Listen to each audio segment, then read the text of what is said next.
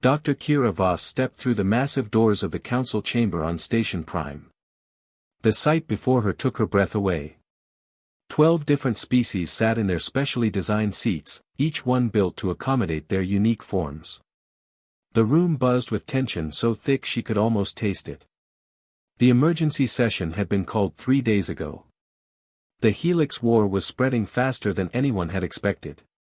What started as a small border dispute between two minor systems had grown into something that threatened the very foundation of the Galactic Alliance. Kira found her seat in the human section. As the newest member of Earth's diplomatic team, she was here to observe and learn. The senior ambassadors had told her this would be good experience. She was beginning to think they had sent her into a nightmare instead. Ambassador Torres leaned over to her. "Pay attention to everything," he whispered. "This could be the most important session in Alliance history." The Koroth representative stood first. His massive frame cast a shadow across half the chamber. The Koroth were warriors by nature, with thick gray skin and 4 powerful arms.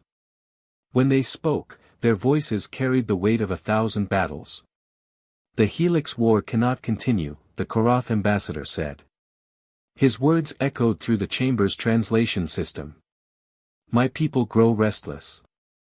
They see weakness in our endless talking. They want action." A ripple of unease moved through the room. The Koroth had never hidden their preference for solving problems through strength. If they pulled out of the alliance, others might follow. The Veltar representative shimmered as she stood. The crystalline beings were beautiful to watch, their bodies catching and reflecting light in patterns that hurt human eyes to follow for too long. "Violence will only create more violence," she said. Her voice came through the translators as music. "We must find another way." "Easy words from a species that has never faced true war," growled the Koroth. The temperature in the room seemed to drop. The Veltar's light patterns shifted to what Kira recognized as anger. The last thing they needed was these two species fighting each other. That was when she heard it for the first time. A whisper from somewhere behind her. The words were so soft she almost missed them. "If only Liu Chen were here." Kira turned slightly, trying to see who had spoken. But the whisper had already faded into the general noise of the chamber. The Zephyrian ambassador took the floor next. His species looked almost human, except for their pale blue skin and the way they seemed to float slightly above their seats. "Perhaps we should consider what worked in the past," he said. "The mineral wars threatened us all once. Yet peace was found." "Peace was found through luck," snapped the Koroth. "Nothing more." "No," the Zephyrian said quietly. "Peace was found through understanding. Through someone who could speak to all of us in ways we could hear." Another whisper, this time from the left side of the chamber. "Liu Chen stopped that war." "Who did?" Kira whispered to Ambassador Torres. Torres looked confused. "I don't know anyone by that name," he said. "But I was posted on the Outer Rim during the mineral wars. Maybe one of the other negotiators." The session continued for hours. Each species presented their concerns about the Helix War. The Mantari clicked and buzzed about resource shortages. The energy beings from the Proxima Collective pulsed with worry about civilian casualties. The silicon-based Thalen spoke in their slow, methodical way about the long-term damage to galactic stability. But as the day wore on, Kira noticed a pattern. Every time the discussion reached a dead end, every time it seemed like the species could not agree, she heard whispers. Liu Chen would know what to do. Remember how he handled the trade dispute of 74. That human understood us better than we understood ourselves. By the afternoon break, Kira had heard the name Liu Chen mentioned at least 20 times. Always in whispers. Always with a tone of respect that bordered on reverence. And always by different species. She approached the Veltar representative during the break. The crystalline being was standing alone, her light patterns dim with what looked like sadness. "Excuse me," Kira said carefully. "I heard you mention someone named Liu Chen earlier. Could you tell me about him?" The Veltar's patterns immediately brightened. You know of Liu Chen. But you are human like him. Surely his people remember his great works. I'm afraid I don't know who you're talking about, Kira admitted. The Veltar was quiet for a long moment. When she spoke again, her voice carried a note of wonder. Liu Chen was the first being who ever truly spoke our language. Not the words, you understand. Anyone can learn words. But he spoke the meaning beneath the words. The emotions we carry in our light patterns. The dreams we share through our quantum connections. When was this? Kira asked. 15 cycles ago. Perhaps 20. I was young then, newly chosen to represent my people. The negotiations with the Silicon Consortium had failed 7 times. Our species were too different. We could not make them understand our needs, and they could not make us understand theirs. The Veltar's patterns shifted to what Kira thought might be happiness. Then Liu Chen arrived. He spent 3 days with our delegation. Not talking, mostly. Just watching. Learning our patterns. By the 4th day, he was speaking to us in ways that made our quantum hearts sing. The negotiations succeeded within the week. What happened to him? Kira asked. He left, the Veltar said simply. There was another crisis somewhere else. There always was, it seemed. But my people still teach our young ones the meditation techniques he showed us. Ways to center our thoughts and speak clearly to other species. The afternoon session was even more tense than the morning. News had arrived that the Helix War had spread to 3 more systems. The Koroth were making sounds about military intervention. The energy beings were threatening to withdraw from physical space entirely. The whole alliance seemed to be falling apart. During a heated exchange between the Mantari and the Thalen, Kira heard the whispers again. This time, she was ready. She quietly moved closer to where she thought the voices were coming from. The Thalen still use his meditation methods, someone was saying. Remember how he lived with them for 6 months? A human, learning to slow his thoughts enough to match theirs. My grandfather fought in the Titan Rebellion, another voice added. He said Liu Chen ended that war by making the rebel leader laugh. Somehow found humor that worked across species barriers. Kira turned and saw 2 junior aides from different delegations talking quietly. She approached them carefully. Excuse me, she said. I couldn't help but overhear you talking about Liu Chen. Could you tell me more about him? The aide from the Mantari delegation clicked excitedly. Through the translator, his words came out as, your species produced a most remarkable individual. My hive mother often speaks of the great understanding he brought to the protein wars. The protein wars? Kira asked. A conflict over farming rights on the agricultural worlds, the other aide explained. My people, the Thalen, had very different ideas about land use than the Mantari. We nearly came to blows over it. The Mantari aide's translation continued, Liu Chen spent weeks with both our species. He learned to think fast like us and slow like the Thalen. Then he showed us how our different approaches could work together instead of against each other. He created the dual-use protocols that every agricultural world still follows today, the Thalen aide added. But more than that, he helped us understand that different does not mean wrong. As the day continued, Kira gathered more fragments of the Liu Chen story. The Koroth delegation told her about a human who had made their greatest general weep during peace talks, not through sadness, but through a profound understanding of warrior honor. The energy being spoke of someone who had somehow grasped the concept of existence without physical form, communicating with them in ways that had never been achieved before or since. Each story was different, but they all had the same core. Liu Chen was a human who could speak to any species in ways they could understand. Not just the language, but the deeper meanings behind the words. The cultural concepts that shaped how each species saw the universe.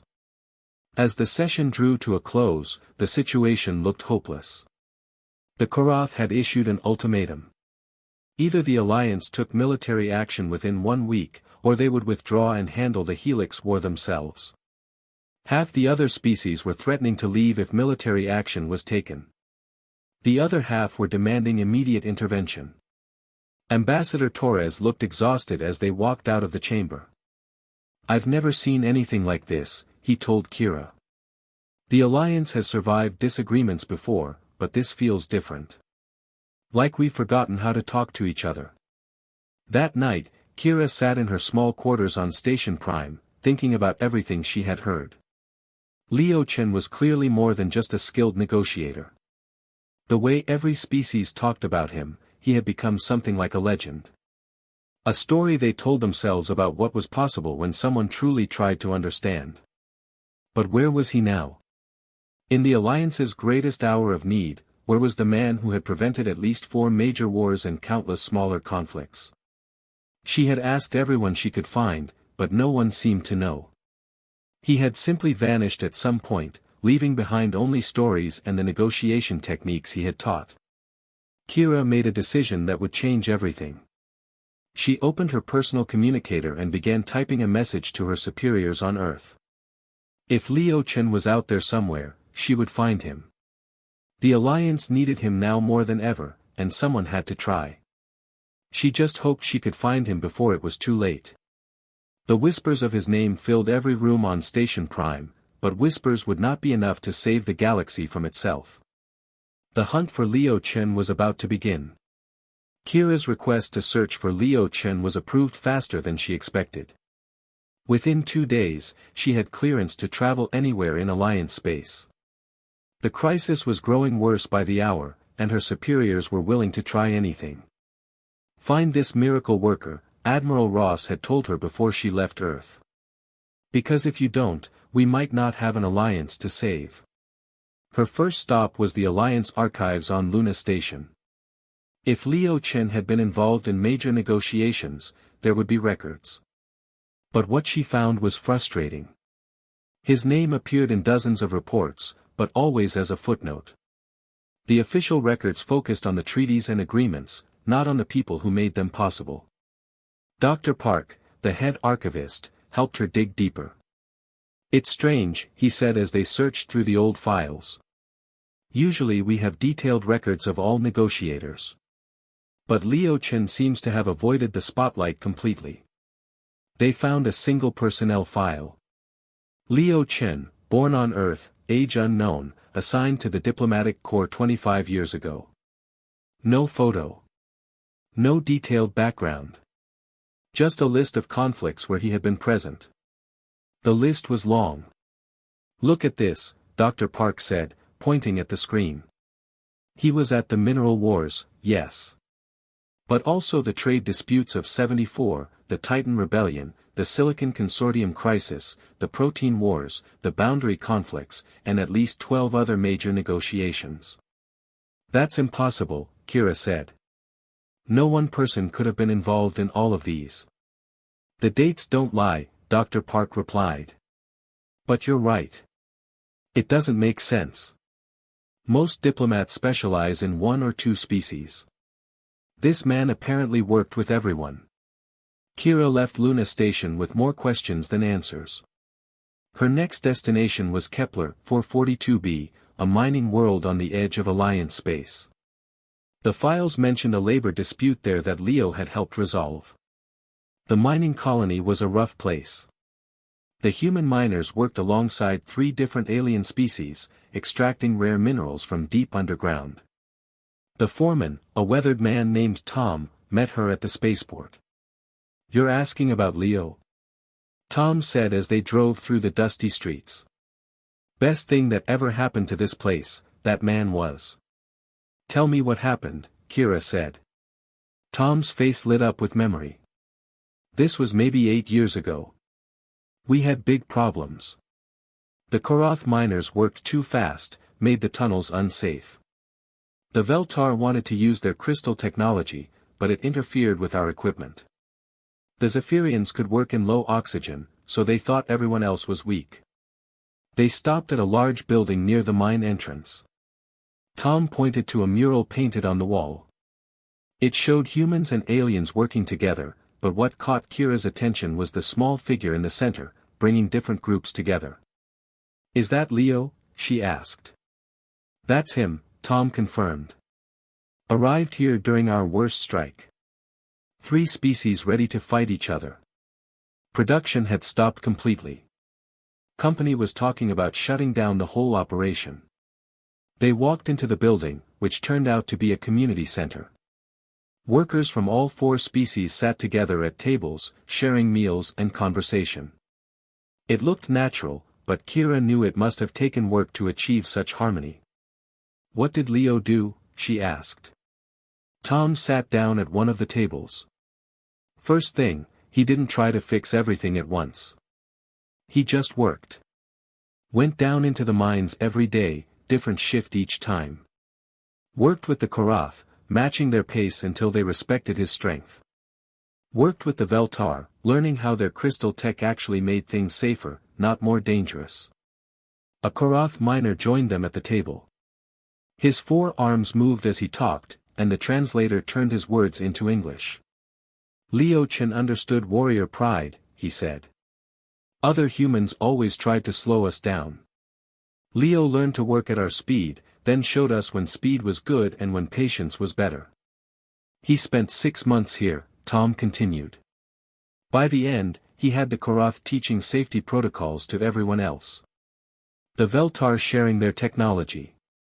The Zephyrians helping the others work in dangerous areas where the air was thin." "But how?" Kira asked. "How did he communicate with species that have been fighting for years?" The Korath miner considered this. "He learned our songs," he said finally. "Work songs we sing to keep rhythm in the mines. But also the deeper songs. The ones about honor and strength and protecting those who fight beside you. No other human ever learned those." Kira spent 3 days on Kepler 442b, talking to miners from all species. Each had a different story, but the theme was the same. Leo hadn't just mediated between them. He had somehow understood what each species valued most deeply and found ways to help them see those same values in others. Her next stop was the Thaylen Monastery on Rigel 7. The silicon-based Thaylen were known for their slow, methodical thought processes. A single conversation could take hours as they carefully considered each word. The idea that a human could communicate effectively with them seemed impossible. Elder Node received her in the meditation garden. The Thaylen looked like living sculptures, their bodies made of crystallized minerals that caught and reflected light. When they moved, it was with deliberate grace that reminded Kira of ancient trees swaying in wind. "Leo Chen," Elder Node said slowly, each word carefully chosen. "A remarkable being. He taught us much about the value of quick thought while learning from us the wisdom of patience." "How long was he here?" Kira asked. 6 local months, Elder Node replied. "He came during the Silicon Consortium crisis. Our people could not make the carbon-based species understand our needs. We think in centuries. They think in moments. The gap seemed impossible to bridge." They walked slowly through the garden. Other Thaylen sat in meditation, their bodies perfectly still. Kira could barely tell they were alive except for the occasional shift in the light patterns on their skin. "Leo learned our meditation techniques," Elder Node continued. "He slowed his human thoughts until he could match our rhythm. But more than that, he helped us find ways to speed our essential thoughts when needed." "How did that help with the negotiations?" Kira asked. Elder Node stopped walking and faced her. "He became a bridge between fast and slow thinking. In negotiations, he could speak quickly to the impatient species, then slow down to include our perspective. He helped everyone see that different speeds of thought could work together. We still use his methods," another Thaylen added, approaching with the slow grace of their species. "The breathing techniques he taught us. The ways to organize thoughts for rapid communication. Our young ones learn these as part of their basic education." Kira spent a week with the Thaylen, learning about their meditation practices. Some of the techniques Leo had taught them were surprisingly effective, even for humans. She found herself able to slow her thoughts and consider problems from new angles. Her journey continued to the Mantari homeworld. The insect-like species lived in vast hive cities that buzzed with constant activity. Everything moved fast here, the opposite of the Thaylen world she had just left. Queen Speaker Buzz AK met her at the entrance to the capital hive. The Mantari communicated through rapid clicks and hums that challenged even the best translation systems. Their thoughts moved at lightning speed, jumping from topic to topic in ways that confused most other species. Leo Chen learned our rapid speech, Queen Speaker Buzz AK clicked excitedly. First outsider ever to match our thought speed. Made possible the great understanding of the protein wars. They moved through the hive at a pace that left Kira breathless. Mantari workers rushed past them in organized streams, carrying out thousands of tasks simultaneously. The noise was overwhelming, but gradually Kira began to hear patterns in the chaos. Your rapid speech is like music, she said to Queen Speaker Buzz AK. Yes. Leo Chen said same thing. He learned to hear the rhythm beneath our words. The emotional patterns we carry in our clicks and hums. They reached a chamber where young Mantari were being taught. Kira watched as they practiced communication exercises that seemed impossibly complex. But in the rapid exchanges, she began to see the beauty of their language. Leo spent 3 months learning our deep speech, Queen Speaker Buzz AK explained. Then he worked with Thaylen delegation to find common ground. Showed us how their slow wisdom and our fast action could create better solutions than either alone. He made us understand that the Thaylen were not stupid, another Mantari teacher clicked. Just different. And he helped them see that our speed was not carelessness, but another form of intelligence. From the Mantari homeworld, Kira traveled to a dozen other locations. Each place had stories about Leo Chen.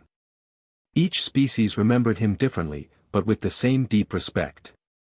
On the energy being station of Proxima Prime, she learned that Leo had somehow grasped the concept of existence without physical form. The energy being spoke of him with wonder, describing how he had mediated a conflict by helping them understand the beauty of mortality and physicality. The Koroth War Academy had a statue of Leo in their Hall of Honor, the only non-Koroth ever to receive such recognition. The instructors there told her about a human who had helped their greatest general find honor in peace rather than only in war. Each stop on her journey revealed more of Leo's impossible story. He didn't just learn languages. He learned ways of thinking that seemed fundamentally alien to human minds. He found connections between species that had never existed before.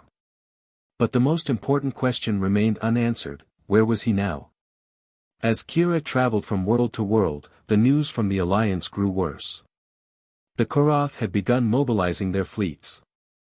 3 more species had threatened to leave if military action was taken.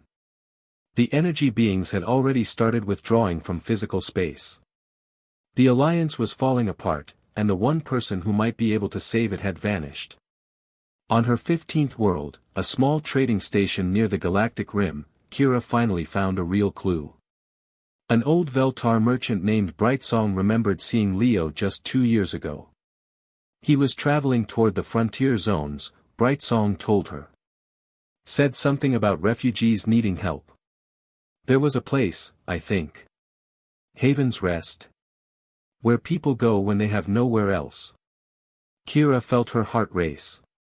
Finally, a real lead.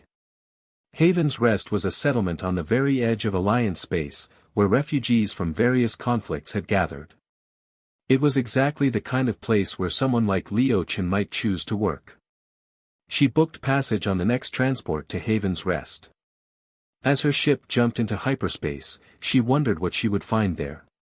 Would Leo Chen be the legend she expected? Could he really save the Alliance from destroying itself? In 3 days, she would have her answers. The fate of the galaxy might depend on what she found in a small refugee settlement at the edge of known space. Haven's Rest looked nothing like the other worlds Kira had visited. There were no grand buildings or impressive technology. Instead, she found a collection of simple structures spread across a green valley, connected by dirt paths worn smooth by countless feet. Her transport had been the first to arrive in 3 weeks. The pilot, a gruff human named Sam, helped her unload her bags at the small landing pad. "You sure you want to stay here?" Sam asked. "This place is pretty quiet. Not much happening for Alliance folks like yourself." "I'm looking for someone," Kira said. "A man named Leo Chen. Have you heard of him?" Sam's face changed immediately. "Leo? Sure, everyone knows Leo. Good man. Helps out wherever he's needed." He paused. "But why would an Alliance diplomat be looking for him? He keep out of politics these days." "It's complicated," Kira said. "Can you tell me where to find him?" "Could be anywhere," Sam said with a shrug. "Community center, helping with the farming, working on housing projects. Leo goes where people need help. Best bet is to ask around. Folks here will point you in the right direction." As Sam's transport lifted off, Kira found herself alone on the landing pad. The silence was strange after weeks of traveling through busy spaceports and crowded cities. Here, she could hear birds singing and wind moving through trees. She picked up her bags and walked toward the main settlement. The first building she reached was clearly some kind of community center. Through the open windows, she could hear voices speaking in multiple languages. The translation device in her ear was working overtime. Kira stepped inside and stopped in amazement. The large room was filled with beings from at least 8 different species, all sitting together around tables. Humans shared meals with Koroth warriors. Veltar children played with young Mantari. Even a few energy beings flickered in specially designed containment units, somehow participating in the conversations. An elderly human woman approached her. "You look lost, dear. Can I help you?" "I'm looking for someone," Kira said. "Leo Chen. I was told he might be here." The woman's face lit up with warmth. "Oh, Leo. Wonderful man. He was here earlier, helping the Voss family with their housing situation. Poor things lost everything in the latest border conflicts." "The Voss family?" Kira asked. "Veltar refugees," the woman explained. "Arrived last week with nothing but the crystals on their backs. Leo's been working with them to set up proper living space. Their needs are quite different from ours, you know." Kira looked around the room again. Everywhere she turned, she saw evidence of different species not just coexisting, but actually helping each other. A Koroth was teaching human children what looked like a traditional game. A group of Mantari were working with humans on some kind of technical project. "How do they all get along so well?" Kira asked. The elderly woman smiled. "Leo's work, mostly. When folks first arrive here, they're usually pretty suspicious of each other. War does that to people. But Leo has a gift for helping everyone see past their differences." "Where might I find him now?" Kira asked. "Hard to say. He moves around a lot. Always where he's needed most."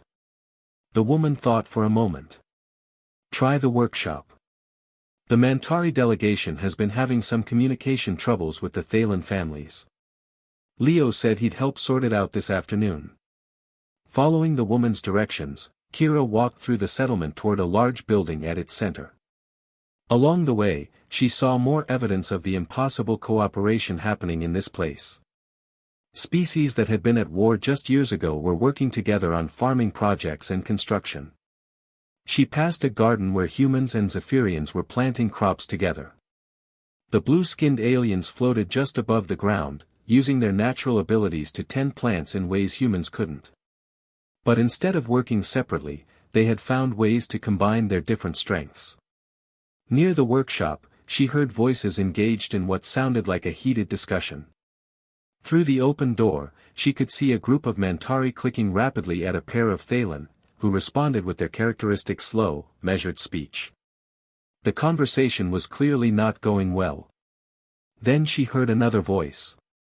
"Human, but speaking in the rapid-fire clicking of Mantari speech. The voice shifted smoothly to the slow, melodic tones that Thalen preferred. And somehow, the tension in the room seemed to ease. Kira stepped into the workshop and found herself watching something extraordinary. The Mantari and Thalen were still talking, but now their conversation had purpose and direction. And sitting between them was a man who looked completely ordinary. He was probably in his 50s, with gray hair and laugh lines around his eyes. He wore simple clothes like everyone else in the settlement. Nothing about him suggested he was the legendary figure she had been searching for. Nothing except the way every being in the room seemed to focus on him with complete trust. The problem, the man was saying to the Mantari, his words coming in their rapid clicking language, is not that your ideas are wrong. The problem is timing. Then he turned to the Thalen and switched to their slow, thoughtful speech patterns. And your concerns about safety are completely valid. But perhaps there is a way to honor both speed and caution. Kira watched as he helped the two groups find common ground. He didn't just translate their words. He translated their entire ways of thinking. When the Mantari spoke of efficiency, he helped the Thalen understand it as a form of respect for time. When the Thalen spoke of careful consideration, he helped the Mantari see it as a way of honoring the importance of good decisions. Within an hour, the two groups had not only solved their immediate problem but had begun planning future projects together. As the meeting ended and the various beings left the workshop, the man began cleaning up the workspace. Kira approached him carefully. "Excuse me," she said. "Are you Liu Chen?" He looked up and smiled. "I am. And you're Dr. Kira Voss from the Alliance Diplomatic Corps. Your reputation precedes you." Kira was startled. "You know who I am." "Word travels fast in a small community," Leo said. "Someone asking questions about me tends to get noticed. Plus, Sam mentioned an Alliance diplomat was looking for me." He paused in his cleaning. "I assume this is about the crisis at Station Prime." "You know about that too." "News reaches even here," Leo said. "The Helix War, the Alliance fracturing, species threatening to withdraw. It's exactly the kind of situation where desperate people might look for easy answers." "Easy answers?" Kira repeated. "The entire galaxy speaks of you with reverence. Every species has stories about how you prevented wars and brought peace. The Alliance needs you now more than ever." Leo sat down on a workbench and studied her face. "And what do you think you see when you look at me, Dr. Voss?" Kira looked at him carefully. She had expected someone commanding, charismatic, larger than life. Instead, she saw a quiet man who looked tired but content. "I don't know," she admitted. "You're not what I expected." "What did you expect?" "Someone special. Someone with abilities that other humans don't have. The stories make you sound almost superhuman." Leo laughed, a warm sound that filled the workshop. "I can see why you'd think that. But let me show you something." He led her back to the community center, where the afternoon meal was being prepared. The large kitchen buzzed with activity as beings from multiple species worked together to prepare food that everyone could eat. "Watch," Leo said quietly. Kira observed as Leo moved through the kitchen. He didn't take charge or give orders. Instead, he listened. When a Koroth complained about the spices being too mild, Leo quietly found stronger seasonings. When a Veltar mentioned that the lighting was wrong for their meal preparation, he adjusted the settings without being asked.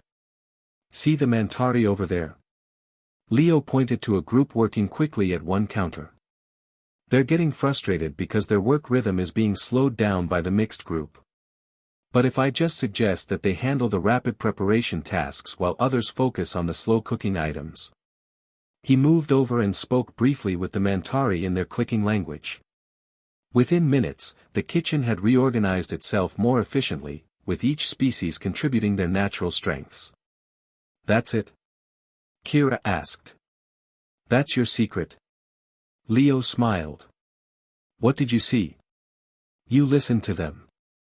You paid attention to what they needed and found ways to help. Exactly. No special powers. No superhuman abilities. I just try to really see the beings I'm working with. To understand what matters to them and why. They sat down at one of the tables as the meal was served. Around them, the conversation flowed in multiple languages, but somehow everyone seemed to understand everyone else. But how do you learn so many languages?